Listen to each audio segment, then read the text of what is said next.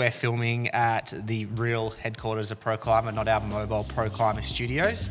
In Sydney. We've got Gus in the background here. You can't see on the camera doing some filming. We're in Sydney. This is fun. Sydney's humid.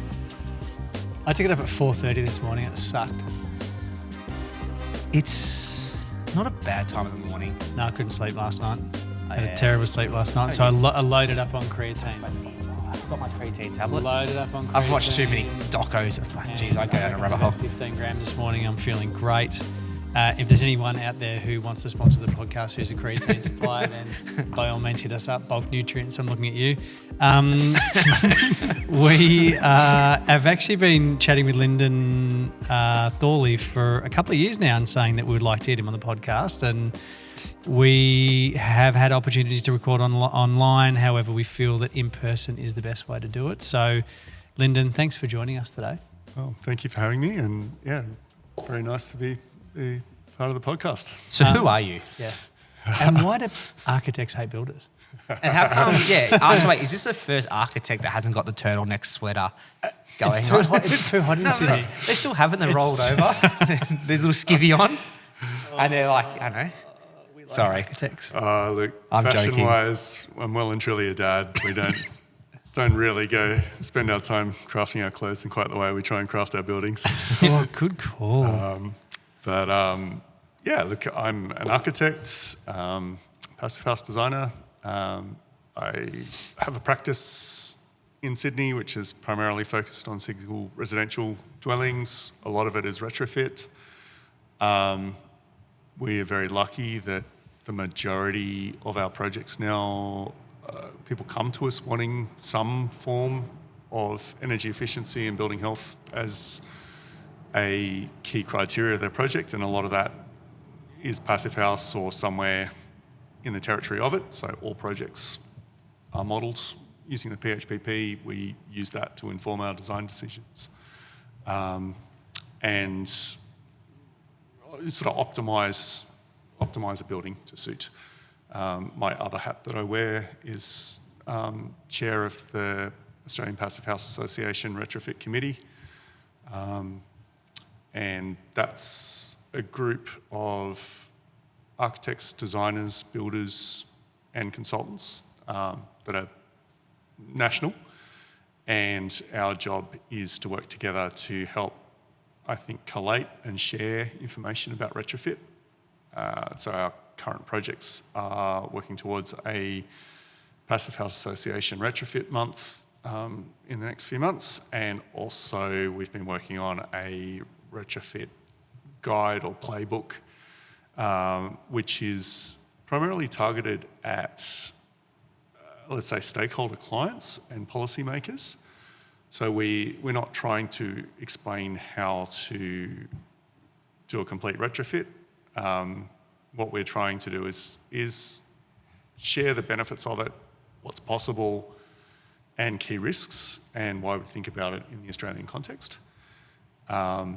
And that's intended to help build a base of clients that come asking for a retrofit project that has measurable outcomes and performance, and ideally in time starts to lead towards funding that might target that measurable improvement. And it's a key point of difference to a more simple retrofit process where you may not have some measured outcome.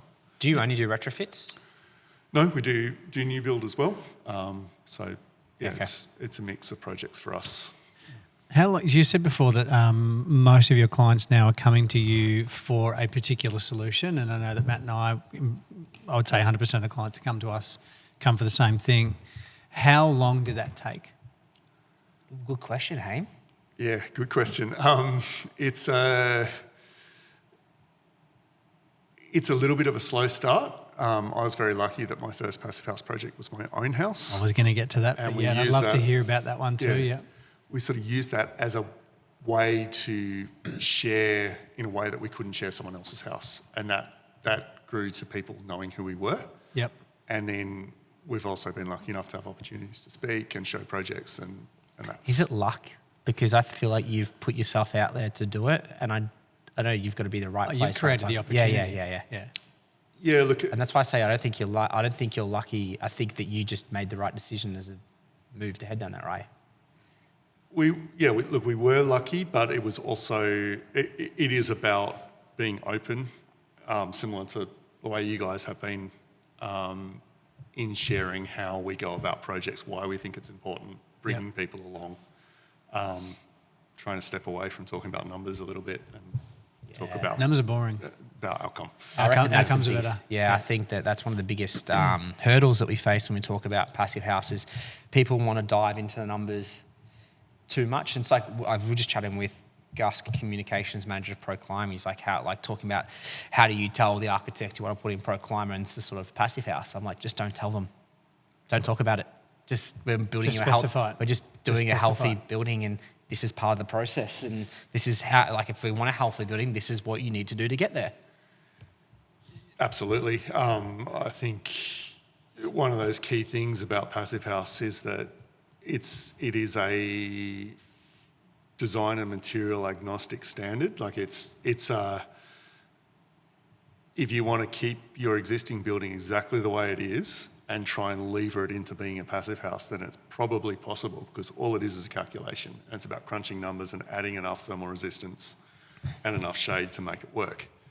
Or opening enough to the northern light to let all of that. Yeah, That's right. But it's if you want to do it in a optimized way and a cost-effective way that is really focused on that healthy, comfortable home outcome, then it's actually about using those numbers to inform things along the side and make decisions as you're designing. So I love the fact that the PHPP as a architect's or designer's tool is incredibly powerful without needing to become the ultimate nerd. Yeah. So I want to head more down the retrofit.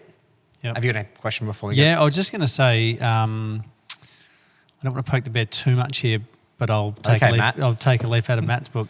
Given the challenges around meeting passive house on an existing building, because there are challenges, and I know you're part of this committee that are advocating for passive house retrofits. There's some very explicit characteristics and criteria around calling a passive house and not a passive house. Are you in your committee still advocating for better buildings that don't have to be passive house? Because I'd argue that... Are you calling EnerPHit not a passive house? Well, EnerPHit's a passive house, cool. but like airtightness is a real thing, and I want to touch on that for a second because you've got hands-on experience with that. But, in my opinion, we can still get to a house that's not reaching EnerPHit and is still a good house. Absolutely. I think when I've got my retrofit committee hat on, I need to be mindful that the association's focus and mission is more passive houses, more is certified buildings. It's not. The Passive House Association isn't the Almost Passive House Association. Which I agree with, by the way. I agree absolutely. with you. So we want to have that focus. The benefit of the Passive House standard is that it's third-party certification, Yes. that everything's been done correctly and properly, and that you have attained that level of project. And is there a project more relevant that needs to be checked over than a retrofit because they're arguably the most dangerous? Well, this is where things are. When we move into the retrofit space, the key differences are that from an airtightness point of view, we're no longer chasing 0.6, we're chasing 1, which is also the fallback position for low energy certification. Yeah. The other thing about a retrofit is that you can do it a few different ways. You can pretty much obliterate the existing building or slip a brand new building inside an existing building, and you can relatively easily get really good airtightness.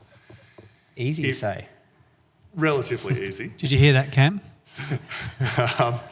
Now, when we start to try and wrap it from the outside, or we try and keep a large majority of the existing building fabric, and we're calculating with the intention of just scraping in and meeting the standard. Yeah. And when we say we're just scraping in, it's still fucking good. That's right. If you scrape in, of the building it's stock. incredible. It is, but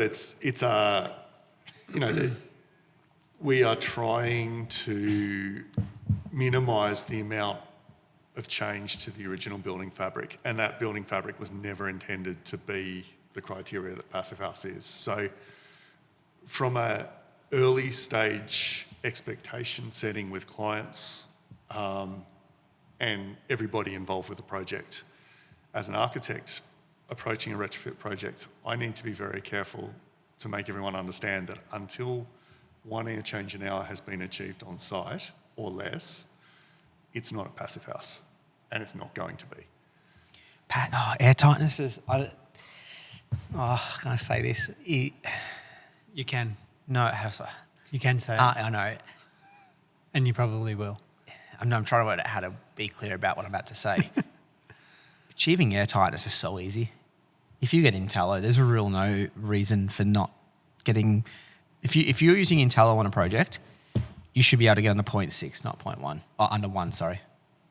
Absolutely. I actually think it's super easy. That is a continuous membrane all the way it's through so the new easy. building envelope. Yeah. So, If we're going to pick a 3-story walk-up block of flats and we're going to rely on the existing render and concrete slabs as our barrier, and we're going to put new windows into that, you're not going to get. Then until we have a substantial amount of work done and a substantial amount of money spent, we're not totally going to know what the air change will be. There's a very good chance that we're going to hit exactly what we plan to or better, but we don't know what surface penetrations there are already through the cavity. We don't know what's happened to this building in the past. We've got unrendered perpends of bricks around window reveals and door reveals that we may or may not have access to. So those things could all mean that we don't quite hit the air changes an hour. And it's then a financial decision about whether or not in the middle of the project we're going to sit there and chase that, or whether we're going to draw back and we're going to reassess where we got to, reassess our modelling, and decide whether or not we've got a good building. Now, as an architect, I would argue that all of the work that we've done in the lead up to getting to this point in modelling the building, using all of the Passive House fundamentals of touching all of those points that we're supposed to, making sure that we've got thermal bridge-free design, airtight, good windows, ventilation. So we've still got a really capable building that is well above code, and there is value in that. And when we sit there and try and quantify that value, energy-wise, we might only be talking about the difference of one solar panel on the roof in order to offset the difference in energy consumption, because we're already in a really, really tight band. But the fundamental that clients have to understand, and all of us involved in making that project happen, particularly the builder who really is seen as the one who's got to deliver that air change, is that if we don't quite get there, that's not actually a terrible outcome. It's still a good building. It's just not a Passive House. Yeah, I love that approach, and I think there's a lot to learn from that approach. I've got 2 comments. One comment is, how are you contracting on this? Is this a builder committing to an air change, or is this a builder committing to, we're going to do our absolute best given the scenario that we're given? Because it's really It's like a provisional sum. that's what I'm getting at. Because we're talking at the moment with a project where there is questionable details. There's an interesting floor structure which we can get to underneath, but trying to manage airtightness there is challenging. And I've said to the client, I actually feel that we should do a provisional shum for airtightness, and we can then make the call. And I know. Otherwise, we just risk. Say Matt and I saying this to you, you would probably have confidence in knowing that we're going to do the right thing because we've done this a lot. We've got a reputation to do it. But if it's Joe Blow off the street, I can understand from an architect's and a client's point of view, there is some concerns there. If they're just going to be like, well, it's all care, no responsibility. So how are you managing that? Look, it does need to be a little bit case by case. So, if I did have that continuous INTELLO line all the way through the house, I think I'd be pretty hard-ass about making sure that we're going to hit our air change. Yeah. If we're talking about a project that is a little bit unknown about the outcome, like we're working on a couple of projects at the moment that are brick veneer or double brick, we're overwrapping, we've got 5 sides of the box really well sorted, we just don't know what we're going to get in the interaction with the 6th side being the floor. What floor have you got? Framed. Timber framed? Yeah, so Just put the Vista on it from ProClimber. It's how we get across the cavities, and whether or not we can get someone underneath to render down to the ground and use the ground as an airtight layer, or whether... Can you get under the floor? Well, not always, and sometimes the answer is part of the way.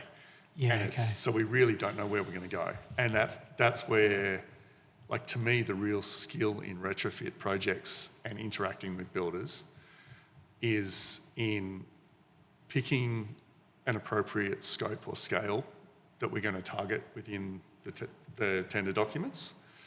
Because if we are overly optimistic, we will end up with a project that is the right number but has so many variations that it's going to be... That's kind of what I was getting at. That's why I think a provisional sum's safer, so you don't just keep getting hit with variation, because that wasn't on the plan and we didn't know that and we didn't know, and then that quickly could be taking the piss.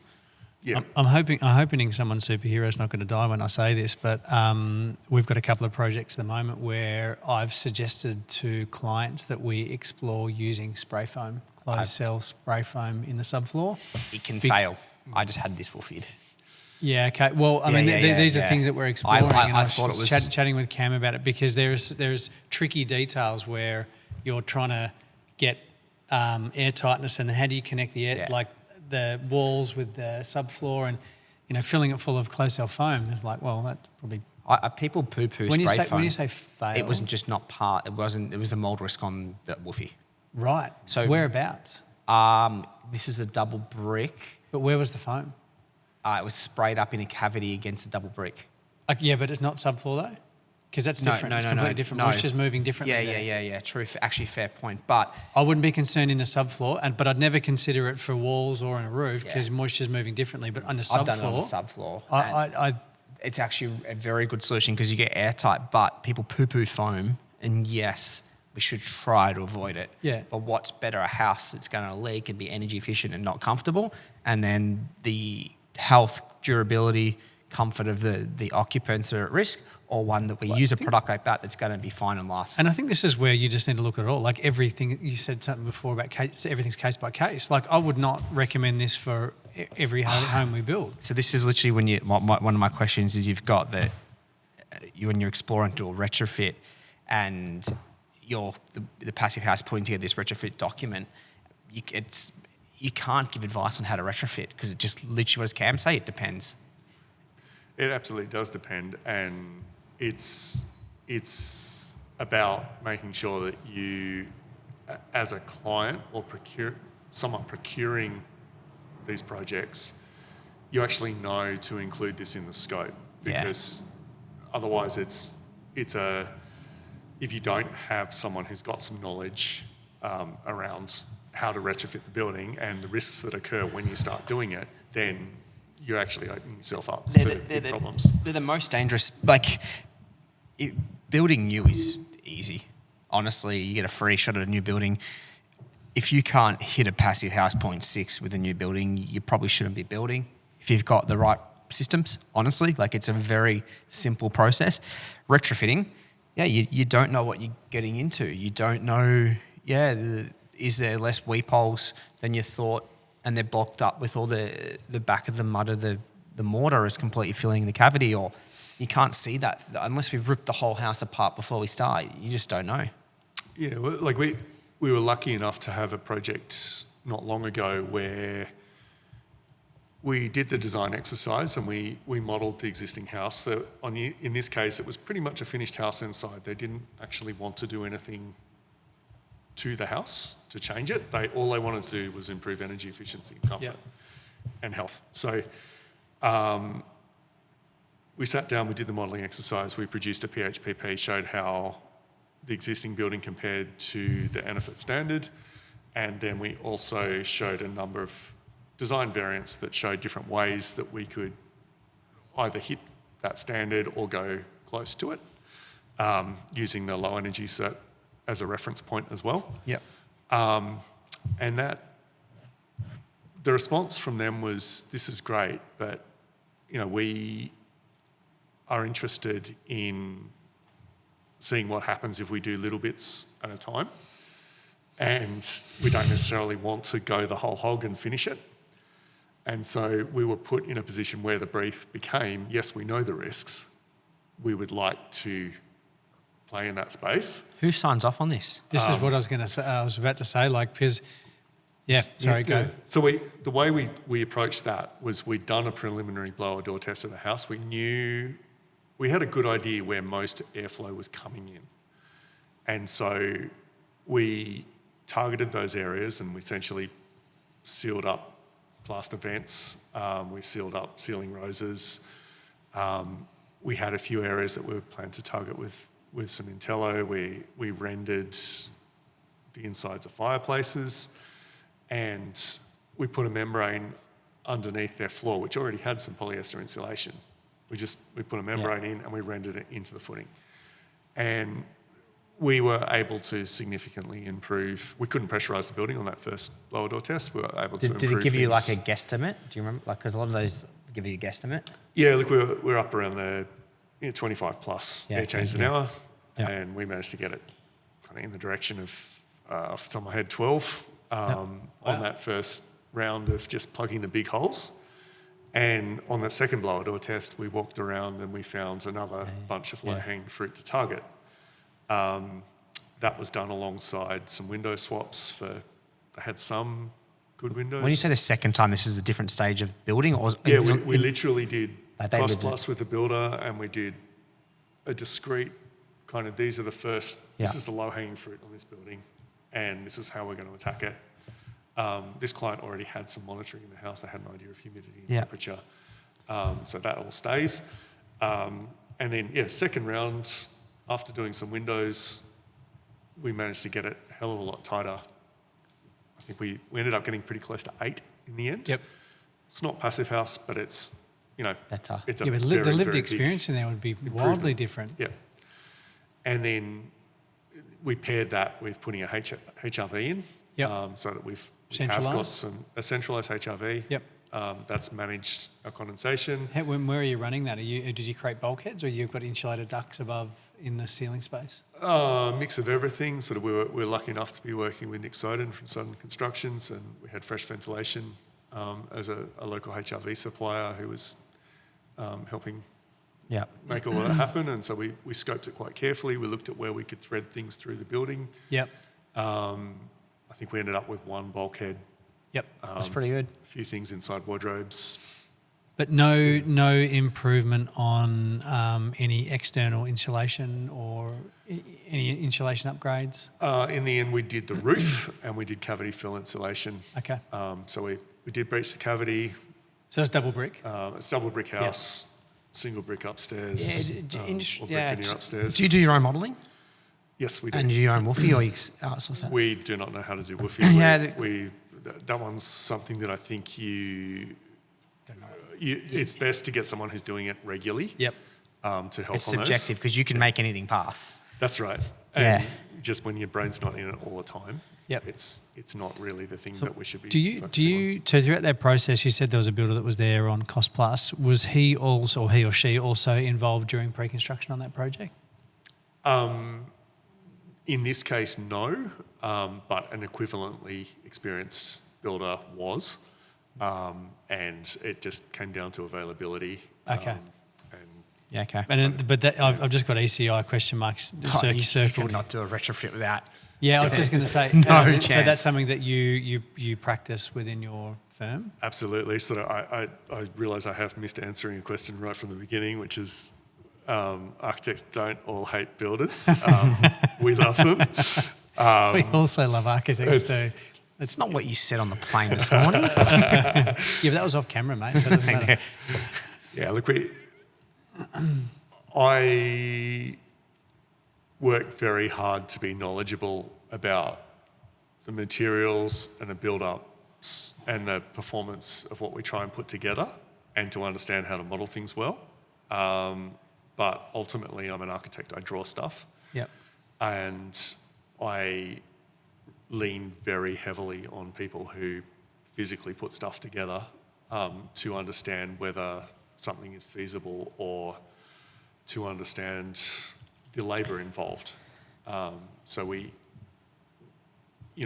I might think that it's very, very easy to carry these 5 things in and lay them down and put them together in a particular way, and, a builder will look at me and just go, "You are mad. Like, that's just the most inefficient way of doing this." And, the benefit of something like an ECI process is that the floor is open. They are literally being paid to be in the room and to tell me that, so that we can get it as optimised and focused as we can. But even that Haim, like this time, the same process applies to builders. Like, we don't know anything or everything, and we lean on our specific trades to get expert opinions from their trade. So it's like there's no difference between an architect asking the builder to be involved, but then the builder also relying on the trades to help us get to the answer. We're just Can I jump in, Haim?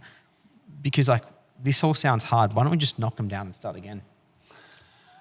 Well, because there's 9.5 million existing houses that I think most of them were built pre-energy efficiency. Yeah, but just knock them down and start again. We can't even build enough new ones to cover the additional people that we have at the moment. And, I don't know the Victorian context particularly well, but up here in Sydney, we've just there's 6,500 homes at the end of my street. There's 10,400 in kind of in the Bays West precincts. The old cement works and docks. We've got 18,500 proposed for North Burwood, which is, Burwood's a big centre. It's got some big buildings, but, we are massively changing the population of a relatively suburban part of Sydney. And, it makes sense to make these molehills around transport infrastructure. And so I can see why they're putting them there, and I don't dispute the need for those buildings to be put there. Right now I'm looking at it just going, this is going to be the retrofit work of the future, because none of them have been done. We said that too. Is it Dave, the politician? DJ Dave. The volume builders are the future retrofit projects. So, because I think there's also, the reason I asked that is it sort of leads nicely into where I wanted to go, because there's renovations and extensions and there's retrofits. They're a little bit different. Yep. And I want to touch on that because to me, a retrofit is sort of touching almost everything on the inside. Renovation is probably inside. Bathroom, inside. No, I'd take those inside and out. A renovation? Okay, sure. Yeah. Yep. Potentially. And then the next renovation extension is you're adding on. Yeah. So it's like a new build plus.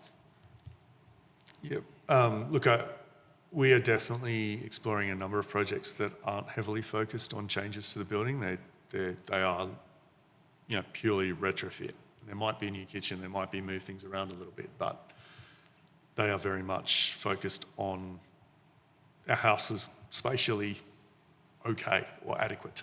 Yeah, it's a good starting conversation. So where do you start with that? That's right. And then the other thing that we're overlaying on that is, as a retrofit strategy, what's our scope?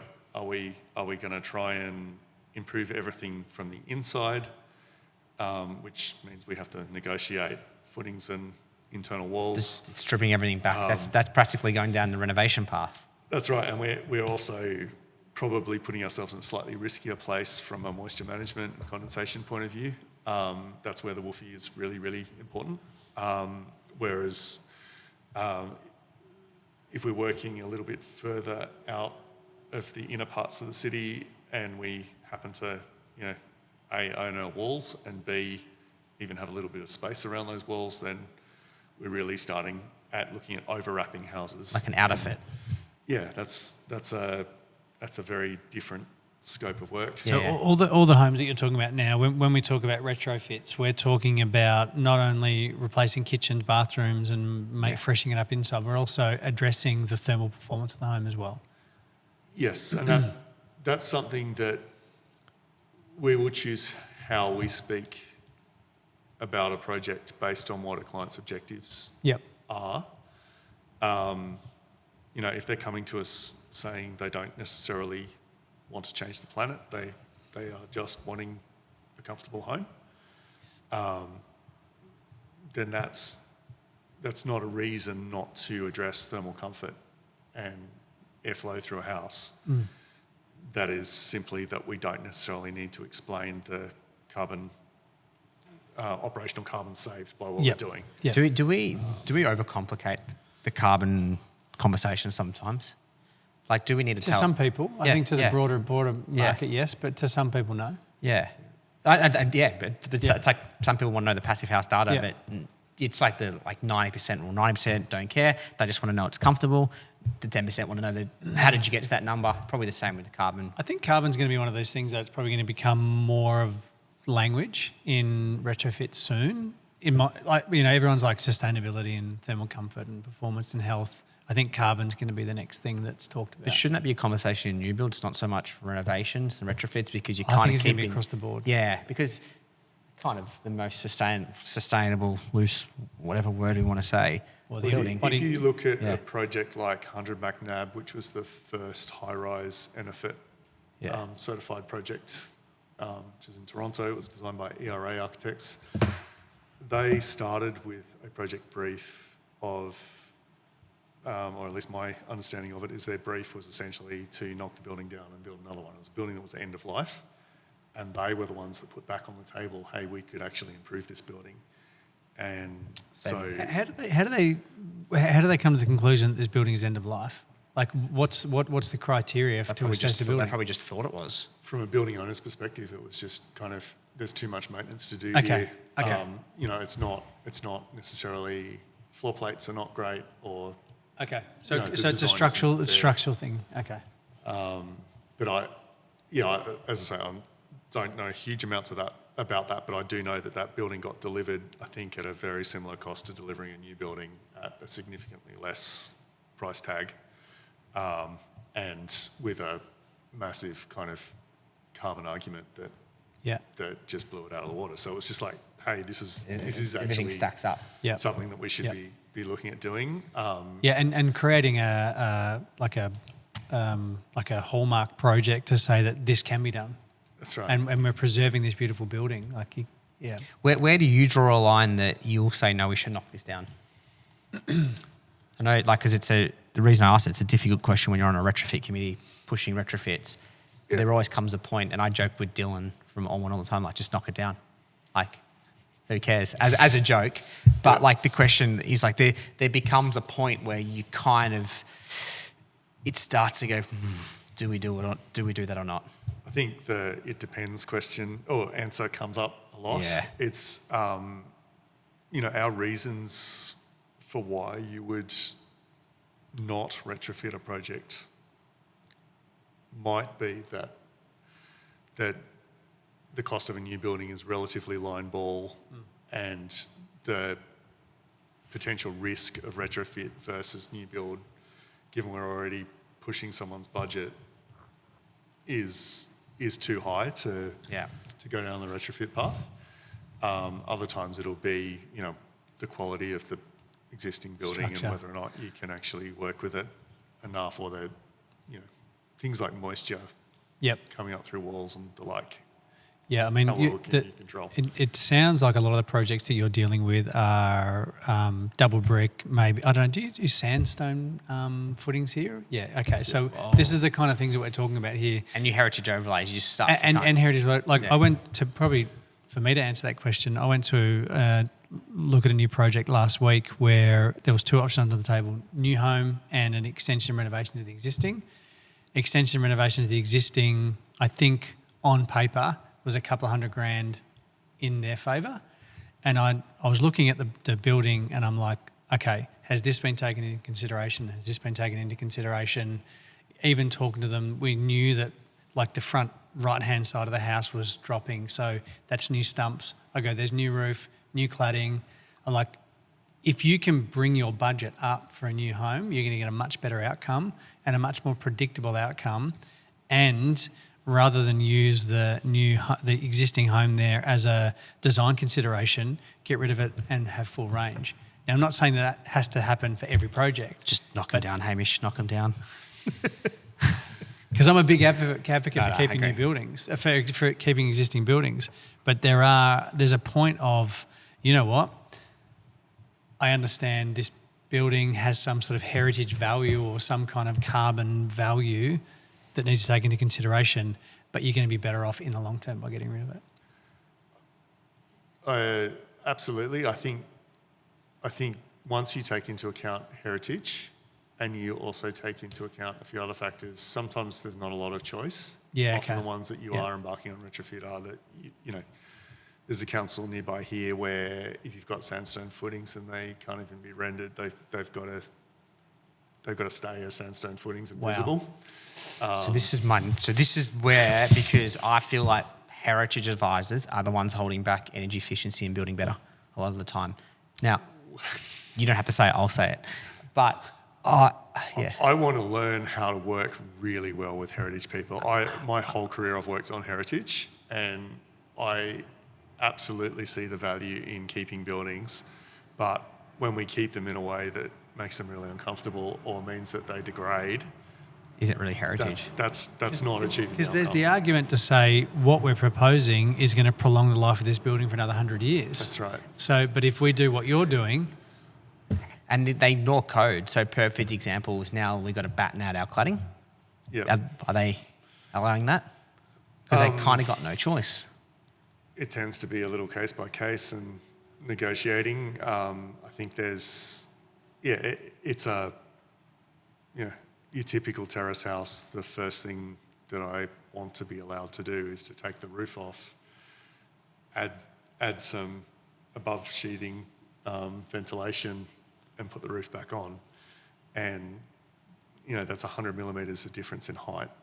Yeah. And it's an argument that I don't think I've won yet. So why can't you go, that's fine, that's cool, but here's a legal letter that if there's issues with condensation, because it's now in the code, you guys need to sign off on this. Because that, ultimately, you as the architect have done your job. The builder wants to build that way.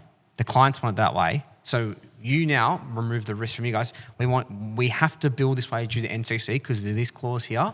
Can you sign and say that you accept that we've advised on this, and if there's any issues, it will come back on you, and watch how quickly they'll change their tune. Well, the way that we do that is that we keep it in the plans and we make them modify it. Yeah, you just do So it. it's modified by the consent. Like right. they So are you actually- you keep the drawing. So this is how we've drawn it, and then They've got to pick it out themselves. I show the above, like the Detail. extra height on the And then you just put across like the roof, a and they put circle across around to it. it. Yeah. They say it's not allowed to But happen. the other one is that, yeah, but if they say that, then if they, you can't lift it, what do they say? It's usually the response is it's good enough for most people, so why is it not good enough for you? Oh, that would drive me insane. I would yeah. lose my shit. Well, look, you know, working with councils, working with planners and heritage advisors, we're all coming from different angles. It's a bit like But theirs is a architects versus selfish. Theirs is a builders. selfish reason. Everyone else is really happy to give a bit and take a bit. I don't think they are.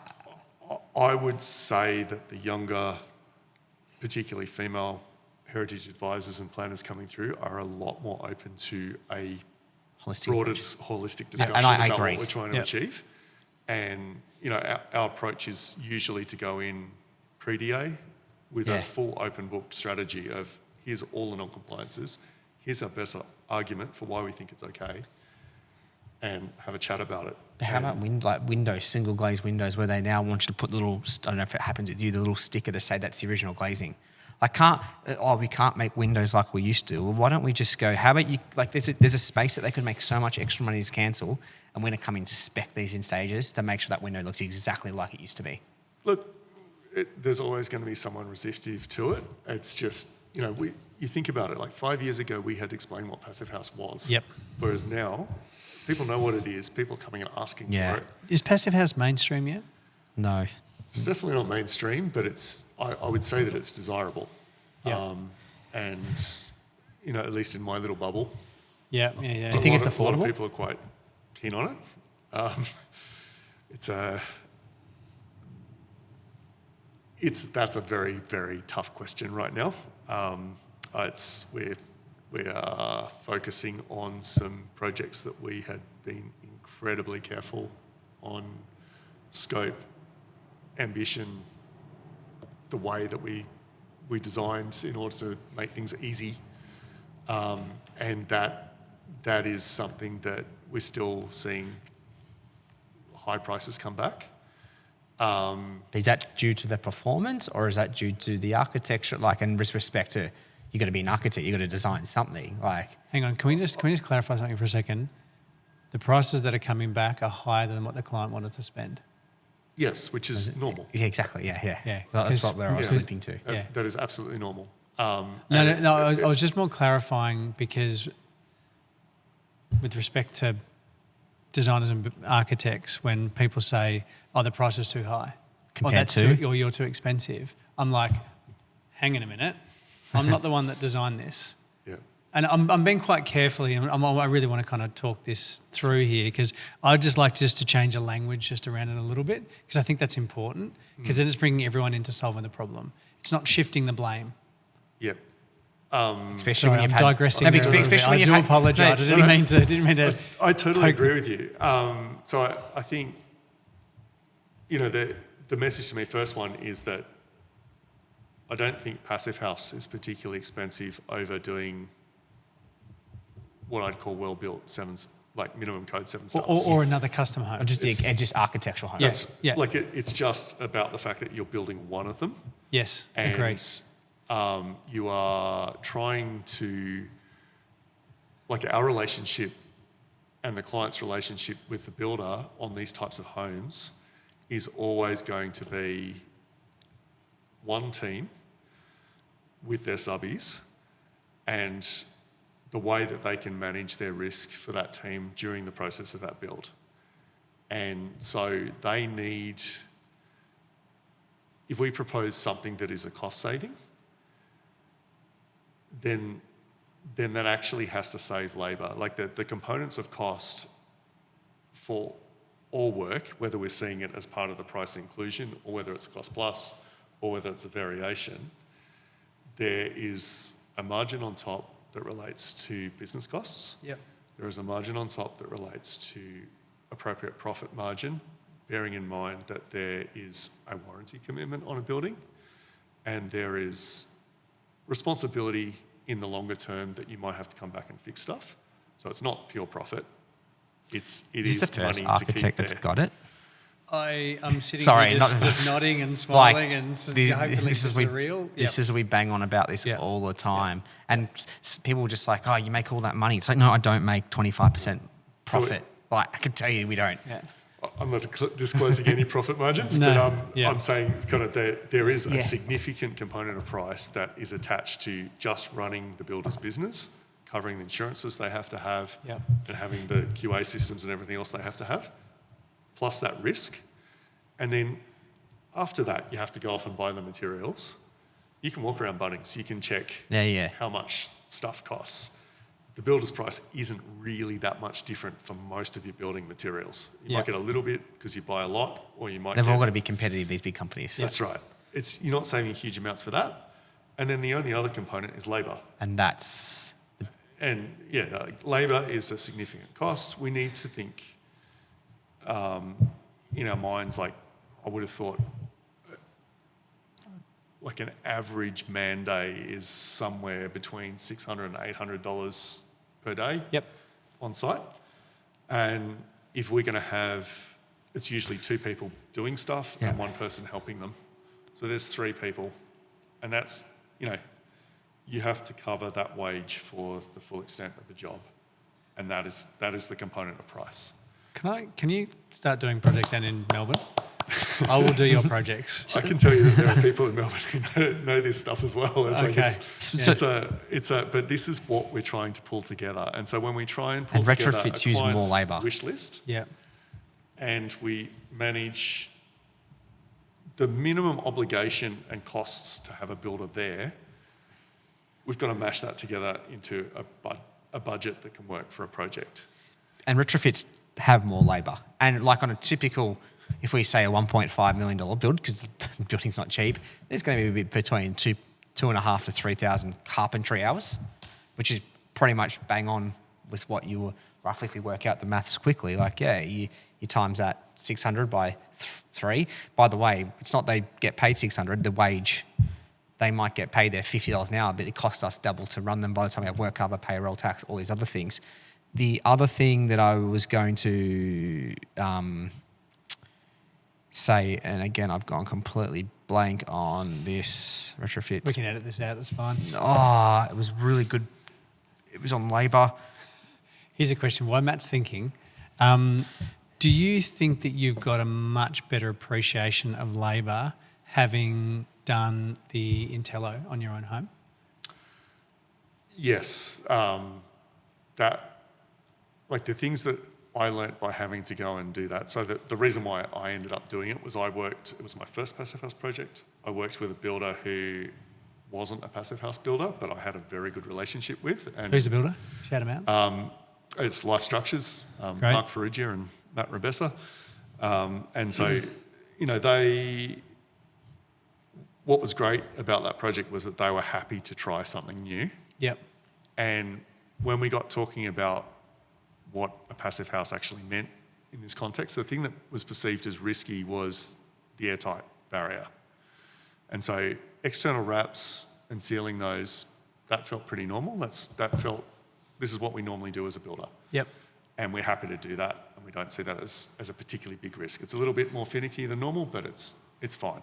And we're using Mento and X-Designer and Tescon tapes, so nothing super difficult. Airtight, I used OSB4 as my airtight layer, so Really? I needed to go and seal all of the Do you do that joints. anymore, or is it just INTELLO? No, we're using a SIP system. We haven't found that to stack up on further projects, doing things in that way. INTELLO is definitely quicker. So you use SIPs, you didn't install the ply. Okay, cool. Yeah. So we made use of the fact that we had something there. This house was an unexpected project, and we had very limited time. We were in an insurance process. I had very limited time to suddenly design a new home and get building. And so I used a system that I knew. Your house got fire, wasn't it? Is that you? We had a fire next door, so Yeah, we had a total loss claim. Yeah, And it's Was it an extension reno? Or no, it was a totally new build Totally house. new build. Okay, so Passive House Classic certified? We are not certified yet. We are on track for Plus. Nice. Yep. But Have you finished? no. Oh, so you're still This construction. house. So, because this goes back to the whole cost conversation. Is it just okay if we say passive house is more expensive? It's a premium product. I think it's okay to say it's more expensive, but it's the reason for it being more expensive. But it's like comparing the Ferrari to the Suzuki Swift. Like, sorry, if you design a Suzuki, if you drive a Suzuki Swift, they're two different products. Yes. What So- are you comparing it to, though, as well? That's kind of what I And want to know. that's what I'm saying. Like, what are we comparing? 100%. What are we comparing it to? Because if we're going to go and compare it to someone who's got a $10 million budget and build this house that's got hydronic heating and all these commercially glazed steel windows, tell you what would have been cheaper, a passive house. Absolutely. And the reason, the reason for that is that it depends on where you're spending your money. So the investment in a passive house is on the external building envelope. So You reckon? In my case, I spent... Was that sarcasm, Matt? No, I actually don't think it is. I think every building is like now wraps externally, has the batten system. Externally, it shouldn't change anything. I think, were you talking about the thermal envelope? Thermal envelope, so including yeah. windows, including wraps, including additional insulation. Like here in Sydney, we tend to get away with... You can do it with a 90 mil frame with a high risk. 140 mil frame is a pretty standard approach. When you say high risk, you're talking more about whether or not you're actually going to reach the criteria of passive house. I'm thinking more that your potential for cold spots and kind of weak points. So I want to challenge you on this because I think that the cost of the project difference is the inside. if we look at the difference in material costs for a 140 to 90 mil wall, what's it going to add to a project? Let's just call it $5,000. It's probably not going to be that. Yep. The wrap should be the same. Yep. The roof setup should be the same. Like there should be a roof membrane with the cavity batten system, and the same with the walls. The windows are arguably can be the same price if you wanted to. Yep. Insulation, if you're installing a 90 mil bat or a 140 bat, it should be the same price. Yes. So where's the cost go? Airtightness, 100% is there as an inherited cost in the airtightness and internal battening, 30 to 45 grand. 30, yep. Where's the cost difference? Well, I guess where I was leading with it was it's where you spend your money. So for me, it was like, I want the passive house building envelope, and the compromise ended up being that I build all the cabinetry, which is why the house is not finished yet. But even if we compare, Living in it? Huh? You living in it? so even if we What's your can, relationship with your wife? Well, she would like cupboard I'm doors. now single. But no, if we I'm now sleeping at the back of it. no, so if we She built very my own much passive house, appreciates the doghouse. passive house, but would like cupboard doors. But Is your ventilation system on? Yes. Yep. So, okay, let's just compare this to then a standard build, and you use 90 mil walls. Yep. With the membrane and battening system on the outside should be the same. The windows shouldn't be really any different. Well, in this climate, they can be quite different. However, I bought Logic House windows Yep. for the same price that I could get single glazed hardwood made here in Sydney. And Was that so- because Harley gave you a ripper deal, or is it? No, That's why I've seen Linden as the face of I met Logic House. Harley in order to kind of put this order in. Like I had no previous relationship with, Right, okay, with yeah. anyone in the They're passive pretty good house to world. deal with, aren't they? Are you using them They're on most? amazing. Yeah. Are you using them on most of your projects? We'd like to. We also work a lot with Kinzel and do UPVC. Yeah, that must be like What extrusions are they using? They're using the Aluplast. Yeah, Oh, yeah. ideal. Yeah. So yeah, they offer quite a nice install service. Okay. It's Logic annoying House, when you as see you know, offers a backup for something that's an imported product. So, But you look, makes it's it possible. Logic House. Like I know Harley and Jason are over in Poland for the first time checking out their windows as we record this. But it's really crazy when you look at the raw cost of what it costs them to produce the windows over there, and then we've got to add on the shipping, conversion fee, blah blah blah. It's like cheaper than like the crappiest windows you can get here, and that's the like. It's because labour's cheaper though.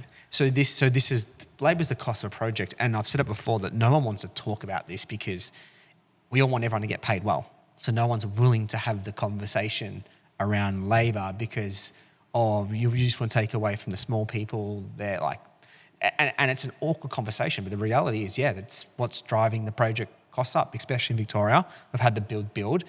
Everyone's gone across there, earn a huge wage for doing very, very little, and now they want to come back and earn the same amount. You know what? I reckon one of the biggest problems is, and I've been in the industry for about 20 years now. I'm probably going to annoy some people when I say this. Work fucking faster. Like, I have seen a drop in intensity on site. Yeah, and 100% And I even agree. see it, on some of our building sites, and, maybe I'm going to piss off some of my own team. Like, there is not the same intensity that's on site that I would have, We used to that run. I We used experienced to when I run. was, and I'm not saying it needs to go back there because there's a lot of yelling, fucking hammers flying past your head and all that kind of stuff. I'm not saying we need to go there, but show up to work with intention and integrity and do a good day's labour and don't just clip your ticket. I think that's a big problem at the moment. Anyway, we're digressing. We're digressing a little bit. The amount of time I just see people on their phone just sitting there, I'm like, Yeah. what are you doing? I'm messaging a mate. Why? Anyway, we're digressing Yeah, from. I can see where you're going with that, but I'm also like, there's a very, most of the crews that we work with, rain day isn't necessarily Shut up shop. that everyone's shut up shop. Most of them are out there with a raincoat on, getting work done, yeah. and they're working. For any of my team that are listening, right? Like you got guys a job are- opportunity at you Carl Construction. guys are amazing. We- But I'm just saying, like, I go past some building sites, and there's just no intensity. So the other thing that, and we don't talk about this, and they don't want to get cancelled for saying this, but we also, if you go to somewhere, and again, I agree that everyone should get paid well. In Europe, you'll typically have like the Romanians, the Polish, that will come in, they'll work cheaper. In America, a lot of the Mexicans will migrate up. In Asia, labour's just cheap. don't have that. The pressure. Yes. We don't have the upward We don't pressure. we don't have everyone's at a minimum wage base rate, which is perfect. It should be. But the problem is we don't have other people that will do it cheaper. And we removed all manufacturing because we couldn't do that. We don't manufacture anything because we couldn't keep with the rates of everyone else in overseas countries.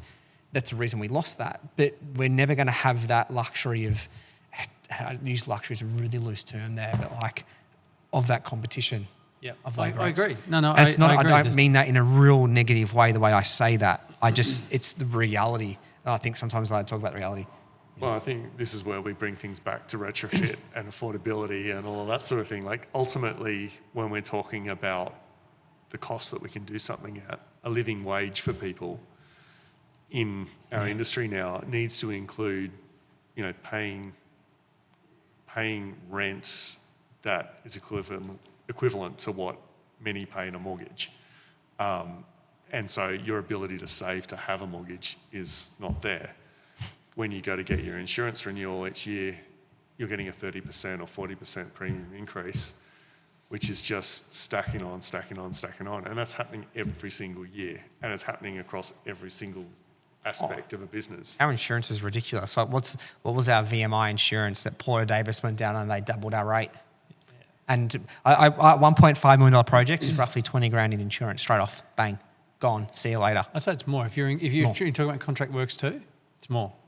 Oh no, that'd just be domestic building DBI, insurance yeah. and contract work. That's it. Nothing else. Yeah, no, that's what I'm saying. I reckon it's but more. If it's DBI and contract works, it'd be more than that.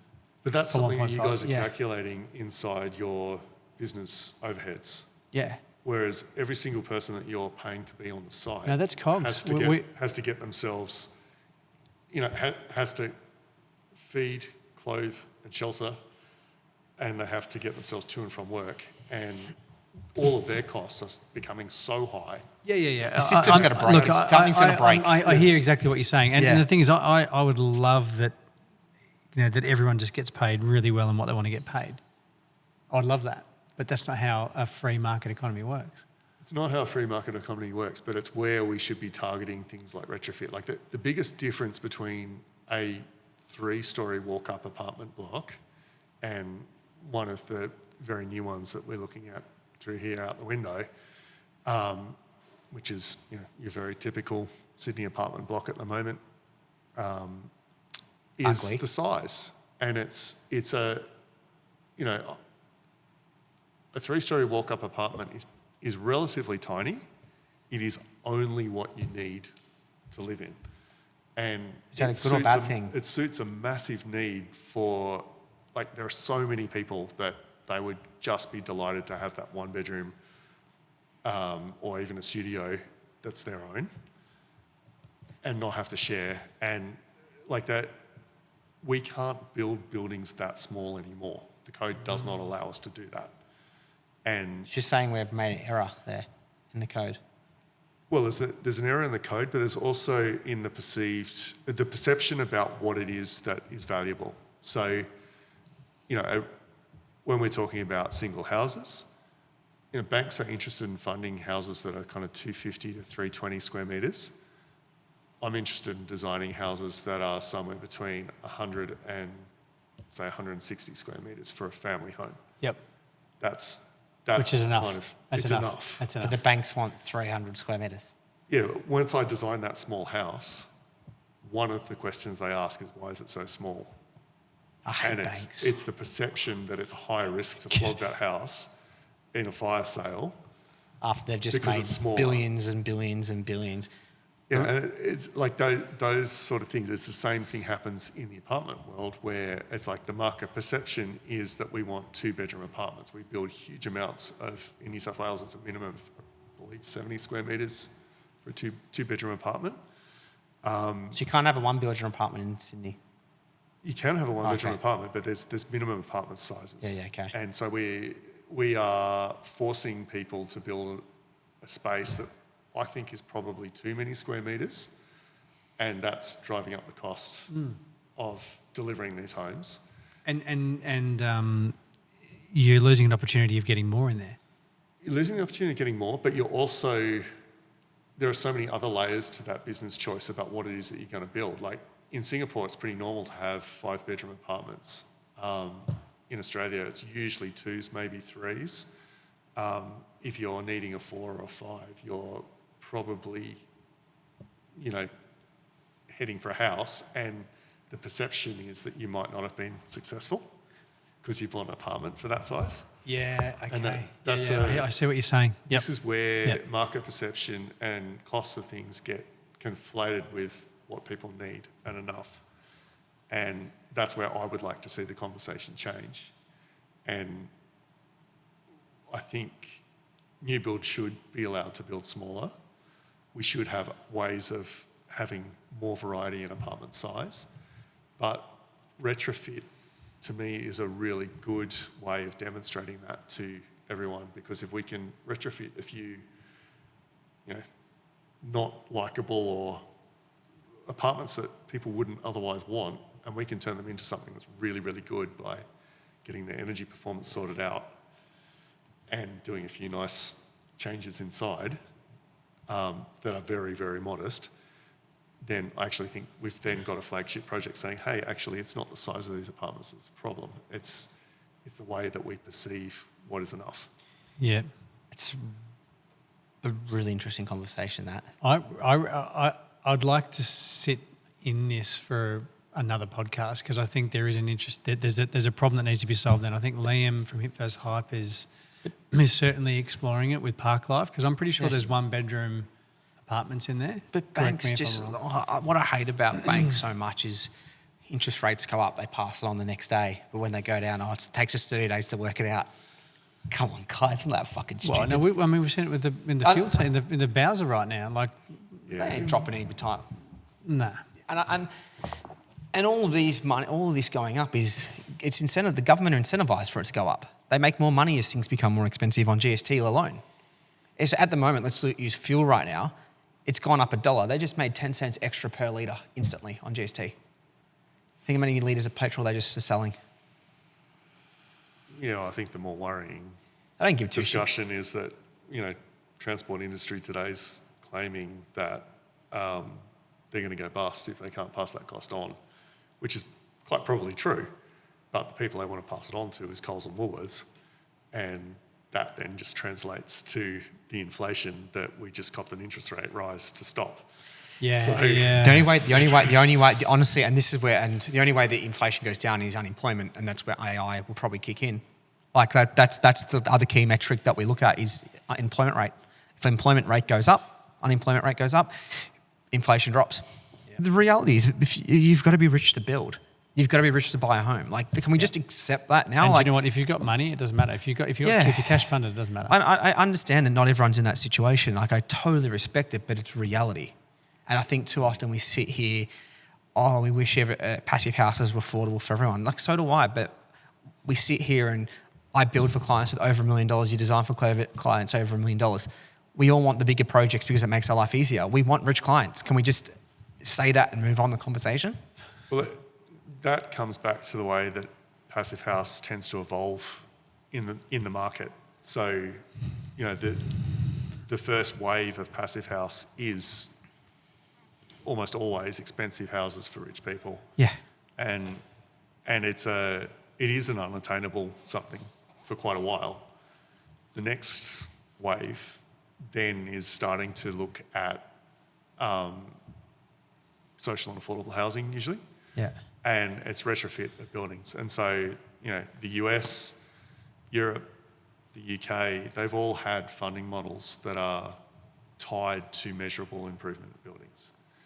And passive house has been used as a measure for that. And, retrofit codes like the FIRES retrofit code take into account other things like building resilience. How long can you stay in your house without power supply on? And, can you last out some pretty extreme conditions for 6 or 8 weeks? They also have a lens on embodied carbon with that. So it's, there's breadth in there that ticks funding or political objective or policy objective. And that's where the market grows, and it actually opens up to a much larger cohort of people. And I would argue that making that happen in Australia right now is a critical thing, Needs because a huge shift in we politics. are knocking down a whole lot of the smaller, older homes that are more accessible to most people. And again, I don't quite know the debate down in Victoria quite the way that I do know it up here. But up here, we're starting to see councils say, hey, you can't actually knock down a block of flats and put more luxury apartments on. You've got to keep the numbers. Yeah, right. Our councils and politicians don't know what date is down in Melbourne. Yeah, so that will lead to the idea that we're actually going to have to try and fix some of the ones that we've got, and it should strand from a development point of view a few of these buildings. I think if you're a designer, architect, builder, chippy, tradesperson, the existing buildings provide probably the single biggest opportunity for us. 80% of my inquiries right now, retrofits. Oh, yeah. At least. Yep. We're going to wrap this up. I've got a question for you here. You've spent some time, or your own time, is it modelling and helping some commercial buildings or something like that? For the Passive House conference a couple of years ago, Alexander Symes Architects and my office teamed up together to do a conference presentation, and Was that when you were like sick as a dog? I was sick as a dog. I remember sitting next to you. Because you were sitting down the whole time. Yeah, and I remember sitting next to I was trying to work out you. why everyone was standing up. I'm sitting next to you, and I'm like, he is rubbish. And there was a massive COVID outbreak at that conference. Was it were you? Were you patient one? I believe that there were others who were well and truly down the track of being COVID positive, but I did come home with COVID. And I also did have a walking pneumonia as well, so I was you not particularly well. good on you for like battling through that, because I Alex was is- watching you and you're like, you are battling right now. I like Alex. Alex, I met him properly there was a sustainability awards. When was it? In December. He was one of the few that stayed at Dan Forced out to 4 a.m. in the morning. So Alex is a nice guy. He's fantastic. I'm And lucky he- enough to share a desk with him. So, You share it, yeah. Our offices are co-located, and He's we work together a lot. I really like Alex. My final question before we head to our mindful moment, would it just be easy not to care about this stuff and just do what you want? Yes, but All right, I move think on. I'd get very, very bored. I don't know. I agree. I totally agree with you. The conversations that open up through all of this with people like yourselves, so that you guys actually lead this conversation in a sector where I'd say a higher majority of people choose not to care. Yep. And I think you bring people along very, very well. And Thank you. for me, it would be very easy to sort of sit in my ivory tower as an architect and say that's a builder thing. And that would be to my detriment, because, the learning and engagement that we get through working with everybody who's on the process, like that, the difference between going to an architects conference and going to a passive house conference Tell me. is massive. Like there's a whole lot missed by not having that multidisciplinary approach. Agree. And there's a whole lot missed by talking at a particular level that excludes a whole bunch of people from the conversation. Yep. It's keeping it simple. It's bringing people along. Yep. Mindful moment. Mindful moment, yep. So one of our sponsors is MEGT. MEGT are Australia's best and biggest apprentice provider, and they are one of our fantastic sponsors. The whole idea of the MEGT Mindful Moment is to kind of like focus in on apprentices and trainees or people looking at getting into the industry, and maybe giving them a little tidbit on how they can better educate themselves. Now, you talk about social affordability and the importance of retrofitting buildings, which I have a huge passion for. I think it's certainly something that we need to be focusing a lot of energy on. Where can we direct our young up-and-coming leaders in the industry to learn more about this kind of stuff? Well, the thing about our young up-and-coming leaders are that they haven't got a preconceived view about how they're going to tackle something or what does and doesn't work. And so they are actually our most capable thinkers about how we might try something slightly different. Not tarnished yet, are they? That's right. Yeah, okay, There's great not point. that kind of jaded You haven't side worked to the them. world out yet. You're still positive. Yeah. And so the worst thing that we can do is get them on site, give them their tools and a job to do, and then not talk to them, or invite their ideas about how you could do things. And so it's actually about how we make sure that in between getting the work done and being efficient, we are also going, what do you think about how we tackled this? Could we do this a slightly different way next time?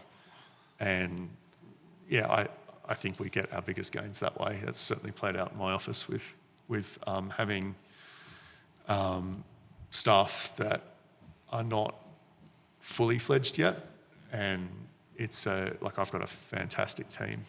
Do you know, that's just sparked something in my brain. Like, not only one, you're encouraging them to be included, but you're also encouraging them just to speak up and be free, and because you're absolutely right. There's probably something that you're going to learn from a graduate or an intern that you just wouldn't have seen, because you're just always looking, with blinkers on, and they're kind of looking at this big, beautiful open world. Yep. I'm gonna take this away. This is a Hamish MEGT mindful moment now. I'm gonna certainly apply this in my business now for sure. Lyndon, anyone wanting to build or design with you, how do they get onto you? Look, we're on the World Wide Web, lindenthorley.com.au, Insta, LinkedIn are other ways to. And speaking get of hold of this us. year's Passive House Conference again, Yes, we've got Passive House Conference. I'm speaking alongside Trent Clark from Red Cedar. from Red Cedar Constructions. Yep, awesome. We have done several projects together and ECI processes. So Yep. it's Make sure you don't get the flu. a good chance to kind of talk. Yes. Doesn't matter this year. Just hand it over to him. Like, I'm sick, mate. All yours. That's right. All right, you very thanks, much. Lyndon. Thank you. Cheers, mate. See ya. Awesome.